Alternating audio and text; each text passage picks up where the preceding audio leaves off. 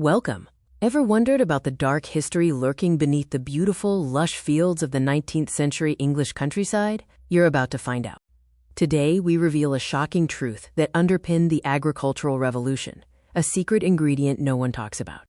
When we look at old paintings of the 1800s English countryside, we assume farmers were just using normal manure to grow their crops so well. The messed up truth is, those beautiful fields were heavily fertilized, with the crushed bones of thousands of dead soldiers and people dug up from local graveyards. This story begins in the early 19th century with the massive boom in the British farming industry. The expanding cities desperately needed food, putting immense pressure on farmers to increase yields, and they urgently needed effective fertilizer. Someone discovered that bone dust was incredibly good at making crops grow fast because it's packed with essential nutrients. There weren't enough dead farm animals to meet the bone demand. This scarcity led to businessmen creating a highly secretive, unregulated black market for human remains. The biggest and most ruthless source for these bones were the battlefields of Europe. After massive battles like Waterloo, tens of thousands of bodies were buried in shallow mass graves, providing an easy, albeit morbid, source.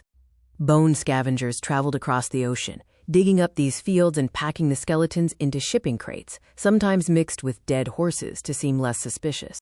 Ships would dock in places like Hull or London, packed to the brim with human remains destined for the grinding mills. But importing bones was expensive, so a local network of graveyard robbers sprang up right in British cities. Graveyards often got too full, and while church workers were supposed to move older bones to deeper pits, many chose an easier, more profitable route. A lot of church workers quietly sold old skeletons out the back gate to the bone grinders for a few extra shillings. These operations were huge, driven by the ceaseless demand for this powerful fertilizer. Massive steam-powered crushing mills worked day and night, taking human remains and grinding them down into a fine white powder. The factories smelled absolutely horrific, and the workers were covered head to toe in bone dust as they bagged the pulverized remains for sale to farmers. This created a disturbing, decades-long cycle for the British public. The British public was unknowingly eating food, wheat for bread, grass for cows, grown directly from the pulverized remains of their own ancestors.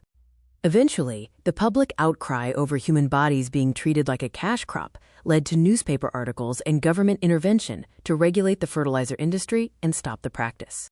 But for a long time, the secret ingredient behind Britain's booming agricultural revolution was, shockingly, pure human bone.